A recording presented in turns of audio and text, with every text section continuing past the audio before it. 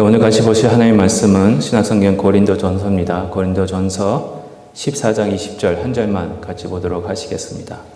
고린도전서 14장 20절입니다. 제가 한 절밖에 안 돼서 한 두 번 읽어드리겠습니다. 형제들아, 지혜에는 아이가 되지 말고 악에는 어린아이가 되라. 지혜에는 장성한 사람이 되라. 형제들아, 지혜에는 아이가 되지 말고 악에는 어린아이가 되라. 지혜에는 장성한 사람이 되라. 아멘. 오늘 읽은 이 고린도전서 14장 20절은요, 14장이라는 전체 그 본문 안에 있습니다. 솔직히 20장만 가지고 설교하는 건 아니고요. 14장 전체를 가지고 같이 한번 살펴봤으면 좋겠습니다.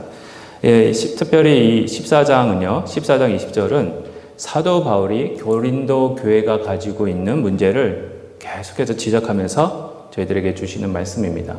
어떻게 보면 이 고린도 교회의 모습에게 주신 말씀이 지금 저희들에게 주시는, 지적하고 계시는 말씀이 아닐까 이렇게 생각이 됩니다. 고린도 교회는요, 은혜를 많이 받은 교회였습니다. 그렇죠?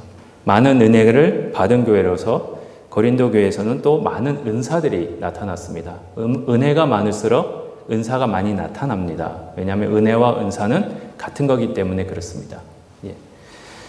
특별히 이제 고린도 교회를 보시면은요, 많은 은사가 있는데 방언의 은사를 받은 사람도 있고, 예언하는 은사를 받은 사람도 있고, 병 고치는 은사를 받은 사람도 있고, 특별히 가르치는 은사를 받은 분들도 계십니다. 이렇게 많은 은사들이 있었는데, 그런데 그때 당시에요, 은사를 가진 이 고린도 교회가 문제도 많았습니다. 희한하게 은혜가 많은 곳에 문제가 많더라고요. 제가 많은 곳에 은혜가 많다고 그래서 그러셨는지는 모르겠지만, 하여튼 고린도 교회가 문제가 있었습니다. 무슨 문제냐? 그 문제는요, 이 많은 은사를 가진 사람들 중에 특별히 방언의 은사를 가진 사람들이요, 방언의 은사를 가진 분들이 스스로 생각하기를 자신이 가장 신령하고 교회에서 아주 중요한 위치를 차지하고 있다라고 자기 자신들을 생각하고 높이면서 다른 은사를 가진 사람들을 멸시하는, 무시하는 그런 경향이 있었다라는 겁니다. 하나님이 주신 은사를 자신들의 영적인 능력, 그리고 자신들이 신령한 사람이다라는 것을 나타나기 위해서 사용하고 있었다라는 거예요. 은사는 그 은사를 받은 사람을 위해서 사용하는 것이 아닙니다. 그렇죠? 여러분들께 하나님께서 은사를 주실 때는 그 은사를 나를 위해서 사용하라 주신 게 아니고요. 그렇죠? 교회를 위해 사용해라 라고 주신 겁니다. 근데 고린도 교회는 그렇지 못한 모습들이 있었어요. 그래서 그때 사도 바울이 그 모습을 보고는 하나님께서 고린도 교회에게 왜 이 은사를 주셨는지를 설명하면서 어떻게 사용해야 하는지를 가르쳐 주고 계시는 것이 바로 오늘 고린도전서 14장에 나와 있는 말씀입니다. 특별히 오늘 읽은 본문에서요, 20절에 보시면 지혜에는 아이가 되지 말고 악에는 어린아이가 되라고 하시면서 지혜에는 장성한 사람이 되라고 말씀하고 계시는 부분을 저희가 읽었습니다. 근데 제가 또 하나 의문점이 왜 한글 성경에는 지혜라고 번역을 했을까? 혹시 영어로 다시 한번 보여주실 수 있으세요? 영어로 보시면은 뭐로 되어 있습니까? 지혜가 아니고 wisdom이 아니고 생각이에요. thinking. 그렇죠? 생각이에요. 맞습니다. 원어에서 보시면은요, 생각을 어린아이와 같은 생각을 하지 말고, 그렇죠? 성숙한 사람의 생각을 하라고 말씀하시는 겁니다. 그게 지혜라는 거예요. 다만 악에 대해서는 저희 또 한글에서는 지혜는 아이가 되지 말고 악에는 뭐가 되라고요? 그렇죠? 여기서 어린아이 똑같은 단어를 썼는데, 지혜는 어린아이가 되지 말고라는 말은 한 초등학생 2, 3학년. 그렇지만은 악에는 어린아이가 되라는 거는 어린아이는 갓난아이입니다. 막 태어난 아이. 그 단어가 달라요. 근데 해석을 똑같이 해놨어요. 그렇죠. 그러니까는 생각에는 2, 3학년 애들이 얼마나 좀 어리석게 생각하겠습니까? 그렇죠. 그렇게 생각하지 말고 악에 대해서는 막 태어난 아이가 무슨 악을 알겠고 선을 알겠습니까? 그게 순전하라는 겁니다. 그러면 여기서 말씀하고 있는 사도 바울이 말씀하고 있는 어린아이의 생각이 무엇이고 성숙한 생각이 무엇이겠습니까?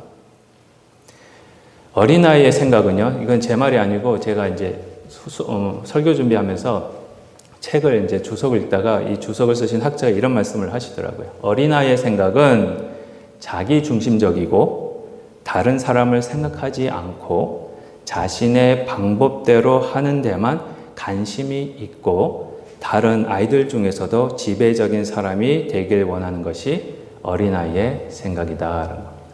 사도 바울이 그런 생각은 하지 말라라는 거예요. 하지만 성숙한 생각은 뭐냐? 어린아이의 생각과는 반대로 다른 사람을 먼저 생각하고 다른 사람을 먼저 돌보는 그런 생각이 성숙한 자의 생각이다라고 생각하는 겁니다. 특별히 사도 바울이요, 이 고린도 교회에게 말씀하시는 다른 사람을 먼저 생각하고 돌보는 것으로 이 성숙한 생각이라고 말씀하셨는데 그 의미는 바로 하나님이 주신 은사들을요, 남을 위해서 사용하라 하시는 겁니다. 은사를 남을 위해 사용하는 모습은 바로 교회의 덕을 세우는 모습과 같은 모습으로 표현되어지고 있기 때문에 그렇습니다. 저희들이 오늘 읽지는 않았지만 굉장히 사도 바울이 고린도전서 14장에서 이걸 강조하고 있어요. 교회를 세운다는, 덕을 세운다는 게. 그래서 고린도전서 14장 4절, 12절, 26절에서 교회의 덕을 세우는 것에 대해서 계속 말씀하고 계십니다. 그러면서 이 말씀을 20절 말씀을 하시는 거예요. 사도 바울에게 성숙한 생각은 바로 교회의 덕을 세우는 겁니다. 덕을 세우셔야 돼요. 저희 한글에서는 또 한글 성경에서는 이 덕을 세운다라는 것으로 표현되고 있지만은 원문에서는 뭐냐? 집을 세운다라는 뜻입니다. 단순히 집을 세우는 거예요. 예수님께서 우리 하나님께서 여러분들에게 은사를 주신 이유는 바로 이 집을 세우기 위해서. 예, 누구의 집이겠습니까? 그렇죠. 하나님의 집, 또 예수님의 교회인 예수님의 집. 그래서 오늘 고린도전서 14장 20절에서 말씀하고 계시는 의미가 바로 교회 안에서 모든 생각이나 은사를 사용할 때 가장 중요하게 생각해야 되는 것이 바로 성숙한 생각으로 하는 것이고요. 이 성숙한 생각으로 하는 일이 바로 교회를 먼저 생각하셔서 교회를 세우는 일임을 사도 바울은 선포하고 있는 겁니다. 저희 교회가 2020년도에 시작했습니다. 딱 5년 됐습니다. 2020년 6월 7일. 맞죠? 예. 딱 이제 정확하게 말씀드리면 이번 오는 토요일이 정확히 5년이 되는 해입니다. 5년 전에 왜 하나님이 우리 새언약 교회를 세우셨을까? 그렇죠? 저는 저희 교회가 우연히 세워졌다고 생각하지 않습니다. 솔직히 갈등은 많이 했습니다. 5년 동안. 이 교회를 시작한 게 맞나 안 맞나. 회개도 해보고 괜히 시작했다. 회개도 해서 하나님의 뜻이 아닌데 내가 시작한 거 아닌가. 인간적으로 생각한 거 아닌가. 회개도 해보고 또 아니야. 하나님이 특별한 뜻이 계셔서 세우신 거야. 라고도 생각도 해보고 솔직히 이 앞에 서서 5년 동안 저는 갈등이 많았습니다. 그런데 확실한 것은 그겁니다. 우리 하나님께서는 분명히 이 새언약 교회에게 향하신 특별한 뜻이 계셔서 세우신 교회라는 겁니다. 지난 5년 동안 여러분들을 보내주셨습니다. 많은 숫자는 아닙니다. 그렇지만 30명의 신실하신 분들을 저는 보내주셨다고 생각합니다. 그래서 이 신실하시고 너무 아름답고 사랑스러운 여러분들을 보내주셔서 같이 신앙생활을 하게 하신 일에는 하나님의 특별한 계획이 있다고 생각합니다. 그 특별한 계획이 바로 예수님의 교회를 세우는 거예요. 그렇기 때문에 교회인 저와 여러분들에게는 여러분들 여기 앉아 계신 여러분들에게는 아주 특별한 사명이 있습니다. 앞으로 5년, 10년, 20년 이 교회는 영원할 겁니다. 혹이 이름이 바뀌더라도 혹시 장소가 바뀌더라도 상관없습니다. 이 교회는 영원합니다. 예수님 오실 때까지 존재할 거고요. 예수님이 오시면 또 하늘나라에서 다시 만나실 분들입니다. 그때까지 예수님이 오시는 그날까지 저희는 교회를 세워야 합니다. 교회를 세운다는 것이 이제 건물을 세우는 거 아닙니다. 예. 더 많은 사람들 오면 좋죠. 그렇지만 그게 주 목적은 아닙니다. 그렇죠? 여기 계신 여러분들이 제자로 성장하는 게 그게 교회의 성장이고 세워지는 겁니다. 그래서 그 방법이 그렇죠? 제자로 하나님이 부르시는 이 교회를 세워지는 방법으로 어떤 방법이 있는지 간단하게 세 가지로 저희들이 살펴보겠습니다. 첫 번째, 교회를 세우는 방법, 그 첫 번째 방법은요, 남의 유익을 구하는 겁니다. 오늘 고린도전서 14장 17절부터 19절에 이런 말씀이 있습니다. 너는 감사를 잘하였으나 그러나 다른 사람은 덕세움을 받지 못하리라. 여기서 덕세움이 바로 교회를 세운다는 겁니다. 내가 너희 모든 사람보다 방언을 더 말함으로 하나님께 감사하노라. 그러나 교회에서 내가 남을 가르치기 위하여 깨달은 마음으로 5마디 말을 하는 것이 1만 마디 방언으로 말하는 것보다 나으니라 라고 말씀하십니다. 교회를 세우는 겁니다. 방언을 말했을 때는요, 왜? 교회가 세워지지가 않는 거예요. 다른 사람이 옆에 있는 이 집사님이 방언으로 막 기도하는데 김 집사님이 옆에서 저 사람 무슨 말을 하는 거야? 이해를 못하니까요. 그렇죠? 이해를 못하기 때문에 다른 분들을 세울 수가 없다라는 거예요. 그러나 예언을 하면 하나님 말씀을 전하면 1만 마디 방언보다 5마디 이 하나님 말씀을 같이 나누는 것이 다른 사람이 이해하고 깨닫는 것을 하는 거기 때문에 교회를 세우는 일에 매우 중요하다고 말씀하시는 겁니다. 여기서 다른 사람이 깨달을 수 있는 말이라는 것은 바로 여러분들도 다 아시다시피 사람에게 유익을 주는 말이라는 겁니다. 다른 사람을 유익하게 하는 겁니다. 다시 말씀드리면 다른 사람에게 유익이 되는 말을 그런 일을 하라 하는 겁니다. 예, 교회는요 서로의 유익을 위해서 존재하는 공동체입니다. 특별히 사도 바울은요 고린도전서 10장 23절과 24절에서 이렇게 말씀하고 계십니다. 모든 것이 가하나 모든 것이 유익한 것은 아니요 모든 것이 가하나 모든 것이 덕을 세우는 것. 여기 또 덕을 세우는 것이 교회를 세우는 겁니다. 교회를 세우는 것이 아니니 누구든지 자기의 유익을 구하지 말고 남의 유익을 구하라. 저와 여러분들에게는요, 예수 그리스도 안에서 구원을 받아서 자유를 얻었습니다. 모든 일이 합법적이에요. 왜냐하면 우리 예수님이 율법을 완성하셨기 때문에. 그래서 저희들이 하는 일, 할 수 있는 말, 물론 자유 있습니다. 다 허락된 거예요. 하지만 모든 것이 허락이 됐다고, 모든 것이 합법적이라고, 모든 것이 말씀 보시기에 죄가 아니다 해도 모든 말과 행동이 다른 사람을 세우고 유익을 주는 것은 아니라는 겁니다. 사도 바울은요, 스스로 우리가 우리의 자유를 남을 위해서 절제할 수 있는 그런 말씀을 하고 계십니다.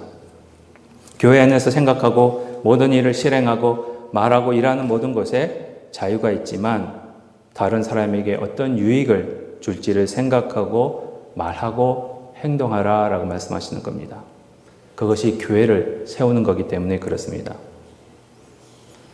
항상 나의 유익을 구하기보다는 남의 유익을 구하라 라는 겁니다. 특별히 고린도전서 10장 24절에서 말씀하고 있는 유익이 무엇인지 한번 살펴봤으면 좋겠습니다. 유익이 뭐냐? 그럼 유익이 뭐라고 생각하십니까, 여러분? 남의 유익 알아야지 하죠, 그렇죠? 뭐라고 생각하세요? 남의 유익을 한 번도 생각 안 해보신 것 같아요. 이 원문을 가만히 보시면은요, 그겁니다. 남에게 도움을 주고 어려울 때 물질도 도와주고 배고플 때 먹을 것을 주고 그런 방법이 유익이 아니에요. 그거는 기본적인 겁니다. 그거는 마땅히 해야 되는 거고요. 그거는 성경에서는 그거는 마땅히 하고 있다라고 전제하고 있기 때문에 별 말씀을 안 하십니다. 근데 여기서 유익이다라는 단어는 뭐냐? 나 자신을 찾기보다는 남을 먼저 찾아줘라 그거예요. 뭘 찾는 겁니까? 하나님 안에서, 예수님 안에서 구원받는 모습을 찾아주라는 거예요. 내가 나타나기보다는 남이 나타나게 해줘라 그거예요. 그 말씀은 어떤 일에 있어서 그 삶을 먼저 내세우라가 아니라 그분이 구원받을 수 있도록 성장할 수 있도록 도와주라는 겁니다. 교회 안에서 가장 큰 유익이 뭐겠습니까? 말씀 안에서 성장하는 것밖에 없습니다. 예수님 안에서 예수님을 닮아가는 것이 가장 큰 유익입니다. 여러분 다른 거 유익 구하려고 하지 마십시오. 내가 인정받는 거, 내가 여기서 많이 먹는 거 많이 드십시오. 괜찮습니다. 많이 드십시오. 근데 그거 하려고 교회 온 거 아니잖아요. 하늘나라는 먹고 마시는 데에 있지 않습니다. 그렇죠? 먼저 내 옆에 있는 김 집사님이, 내 옆에 있는 이 집사님 서로 저분이 영적으로 성장하고 있는가, 예수님을 닮아가고 있는가, 그게 가장 큰 유익인데 그걸 서로 도와주라는 것이 남의 유익을 먼저 생각하라는 겁니다. 서로가 서로를 위해 일을 잘 할 수 있도록, 더 성장할 수 있도록 이렇게 밀어줄 때에 어떻게 되겠습니까? 결과적으로 교회가 성장하게 돼 있습니다.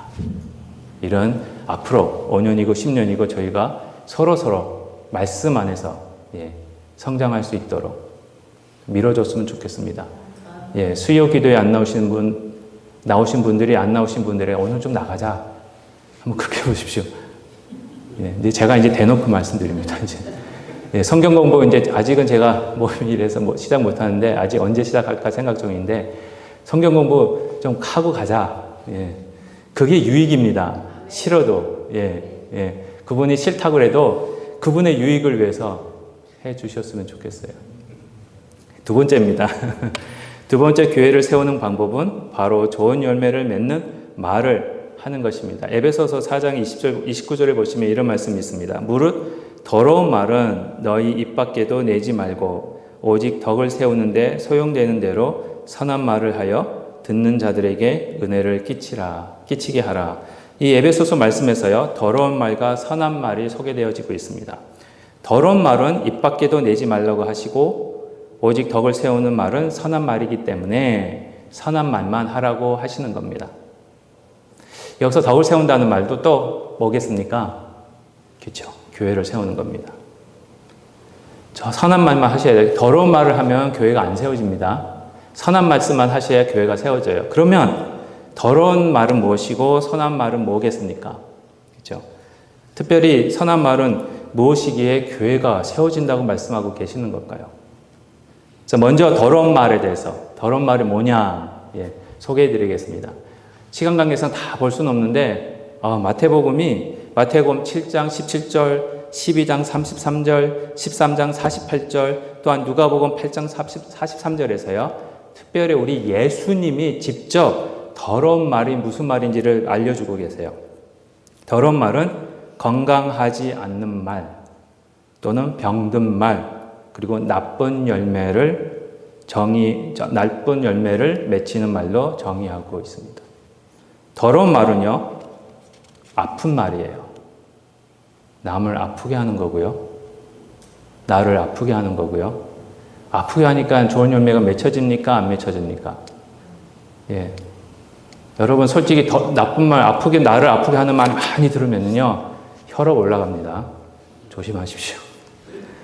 더 자세하게 마태복음 12장 36절부터 37절에 이 33절에서 이 더러운 말에 대해서 말씀을 딱 하시고는 그 후에 36절부터 이런 말씀을 하고 계십니다. 36절과 37절입니다. 내가 너에게 이르노니, 우리 예수님이 직접 하신 말씀입니다. 사람이 무슨 무익한 말을 하든지, 그렇죠? 나쁜 말을 하면 심판날에 이에 대하여 신문을 받으리니 내 말로 너희의 말로 어렵다함을 받고 너희의 말로 정죄함을 받으리라. 굉장히 무서워요. 저도 이거 처음 본 것 같아요. 마태복음 말씀에서 보시면은요, 이 무익한 말, 더러운 말 하는 자들에게 임할 심판에 대해서 말씀하고 계십니다. 나쁜 열매를 맺는 일로 인해 정죄함을 받을 것에 대해서 말씀하고 계시는 거예요.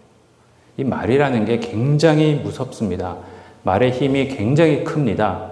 왜냐? 우리 하나님이 말씀으로 천지를 창조하셨지요. 그러니까 말에는 우리 하나님 말씀에는 창조의 힘이 있는데 여러분들이 어떻게 창조되어졌습니까? 하나님의 말씀으로 창조된 게 아니라 하나님의 직접 빚으셔서 하나님의 형상대로, 그 형상에는 뭐가 있습니까? 하나님의 말의 능력이 있는 거예요. 그러니까 여러분들 말에도 창조의 능력이 있는 거예요. 그래서 구약에도 비슷한 말씀을 하고 계십니다. 잠언 18장 21절. 여러분들이 죽고 사는 것이 어디에 달려 있습니까? 혀의 힘에 달렸습니다. 혀를 쓰기 좋아하는 자는 혀의 열매를 먹으리라. 제가 더 이상 설명 안 해드려도 아시겠죠? 저희가 굉장히 교회 안에서 상처 주고받는 말을 많이 하십니다. 우리 교회는 안 그러길 바라요. 정말. 이거는 저희가 죽고 사는 문제입니다, 여러분. 심판을 받고 안 받고의 문제입니다. 교회가 성장하냐 안 하냐의 문제예요. 이 잠언 말씀처럼 말의 힘이 죽고 사는 것을 결정한다고 하십니다. 이 잠언에 의하면요, 더러운 말은 죽음의 열매를, 선한 말은 사람을 살리는 열매를 주신다는 겁니다.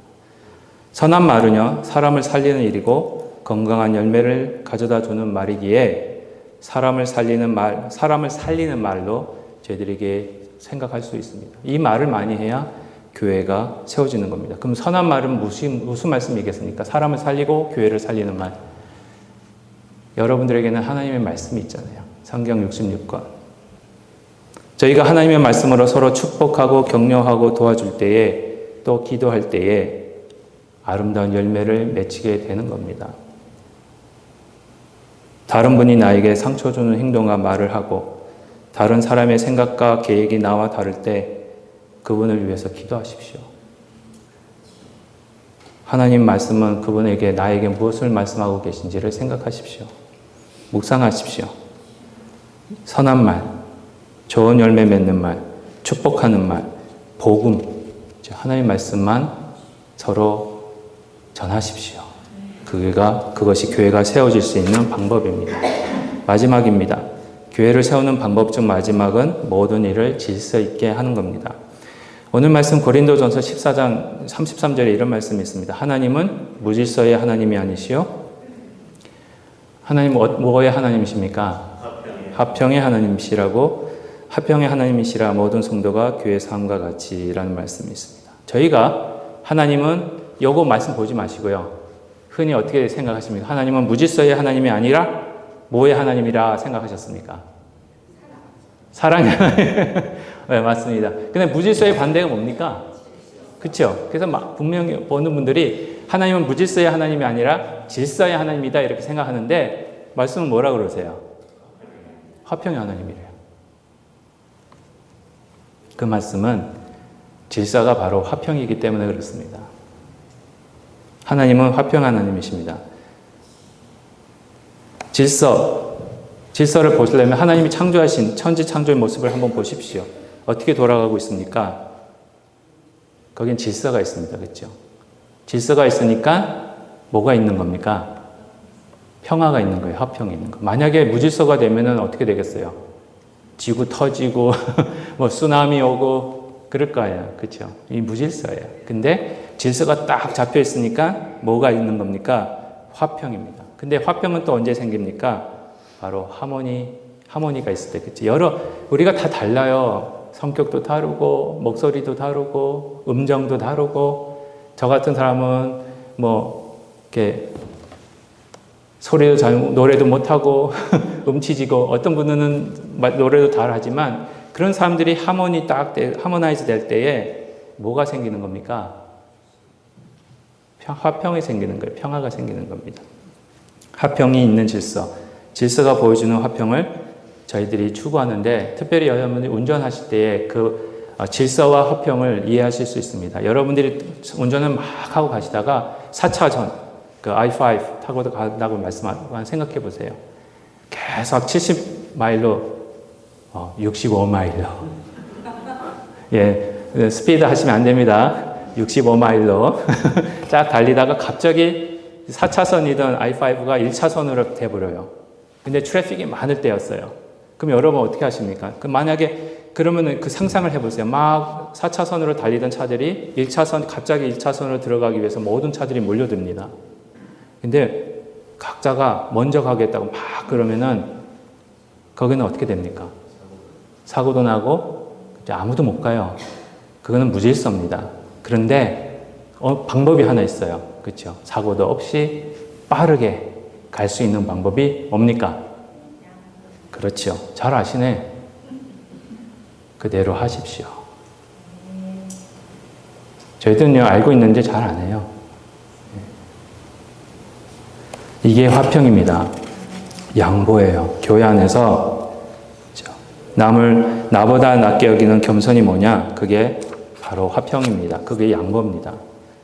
어떤 이 겸손하게 생각하는 마음의 그 행동이 바로 양보로 나타나는 겁니다. 먼저 우리 예수님께서요, 겸손하신 우리 예수님이 바로 이 양보를 제일 잘하셨어요. 여러분들을 살리시기 위해서 우리 예수님은 당신의 가장 소중한 생명을 양보하셨습니다. 예. 양보를 받은 저희들이 양보하는 겁니다. 양보한 걸 받았는데 양보 안 하면 하나님이 저희들을 보고 뭐라고 생각하시겠습니까? 마치 1만 달란트 빚진 자가 빚을 탕감을 받았는데 겨우 100달란트, 100데나리온 빚진 형제를 용서 못하고 집어넣으면 1만 달란트 탕감해준 그 주인이 다시 불러다가 다시 감옥에 넣지 않겠습니까? 그겁니다. 저희는 양보가 서로 양보할 때 어떤 분이 이렇게 생각하실 거예요. 그러면 일이 어떻게 진행이 됩니까? 결정이 어떻게 됩니까? 그거는 하나님이 하십니다. 네. 제가 요번 들어서 이렇게 다시 5년이 지나면서 다시 한번 생각했을 때 진짜 교회의 모든 일들은 하나님이 주관하시는 거다. 네. 제 뜻대로 된 적이 하나도 없습니다. 솔직히. 네. 하나님의 주관이 여기 있습니다.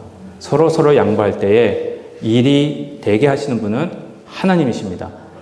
A라는 집사님과 B라는 집사님이 의견이 부딪혔어요. 근데 서로 양보해 보십시오. 그러면 일이 결정 안 될 것 같죠? 근데 A라는 집사님과 B라는 집사님이 생각지도 못한 방법으로 하나님이 일을 하십니다. 그게 교회예요. 우리는 아직 그런 신앙적인 체험을 못 했어요. 5년 동안. 앞으로 나머지 세월은 이런 체험하는 신앙이 좀 있었으면 좋겠습니다. 결론적으로 말씀드리겠습니다. 교회를 세우는 모습은 나보다 남을 더 인정해 주는 거고요. 남이 말씀 안에서 성장하는 것을 도와주는 겁니다.